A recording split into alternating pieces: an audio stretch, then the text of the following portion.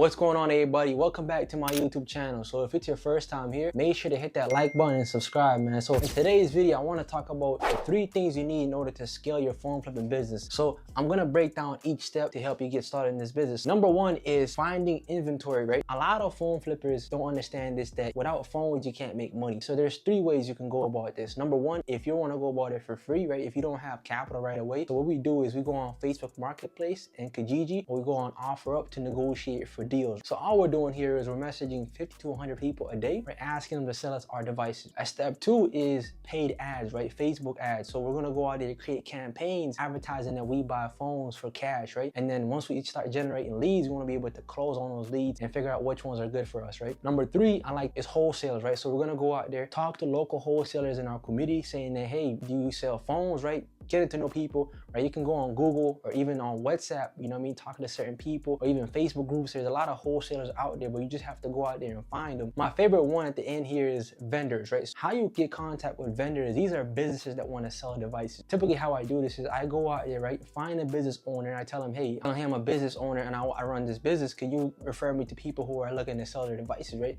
This is how I was able to find one business owner who was able to sell me literally about 50 devices. Now we do transactions every single time they sell me things like phones, laptops, right? Just because of one word of mouth, right? So going out there, contacting these business owners, right? And just making calls, like finding out who's out there looking to sell their devices, and then eventually they'll come back to you. So step number 2 is pretty much like repeat customers, right? And when I say repeat customers, a lot of people forget that it's not about talking to a customer one time, but getting them to come back to us repeatedly, right? So here what we need to do, we need to create some type of system, right? Where we can, every time we get a customer to buy or sell, we want to be able to get that customer to come back. So how we do this typically is I typically get their customer's phone number and their email. So what happens is that once we get their database, right, we put this information into a CRM, and then we'll be able to follow up in the future, right? So I typically do this every 30 days, and it's asking customers, hey, do you still got more devices you're looking to sell? And you would be surprised. A lot of customers think they're just only going to sell you one device now and forget about you, right? So in this business, like I said, the phones every single year, we got an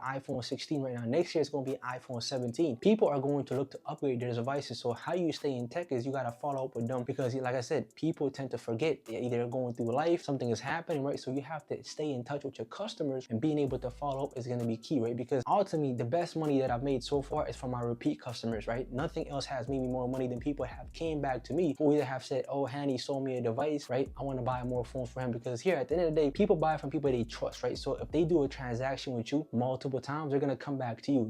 They're not going to go back to somebody else who they've done, haven't done business with, right? So this is the key, right? And be able to get the customer to come back to you multiple times. And so different ways to go about it, but ultimately, right, the customer is king here, right? Because if you don't get the customer to come back to you, they're gonna go to somebody else who's gonna probably follow up with them. This is how you'll be able to pretty much stay in touch with the customer and get their business more oftentimes, right? Number 3 is consistency builds trust, right? So a lot of people forget this, in business especially, you want to be consistent, right? And consistency is like doing the actions that you're gonna do every single day. What sort of activities are you doing in the business, right? So for me, it's typical, right? I message, I have to do the non-negotiables, message 50 to 100 people a day, right? Also, go out there, talk to business owners, people who are looking to either buy or sell their devices to me, right? Being able to stay in touch with those people is going to be crucial, because here's the thing. At the end of the day, even customers, they want to build trust with you because they feel like, oh, they see you all the time. They're going to want to do business with you. That's how it comes down to. A lot of people who want to get into this business, they start 5 months in, they say, oh, it's not working out anymore, then they stop, right? The key is you want to be consistent. You want to show up every single day in the marketplace. Eventually, someone is going to say, oh, I've seen him so many times, I want to buy a product from him, right? And for me, one thing that I like to do is I like to go out there, right, and connect with people who are in my community, people who have already done business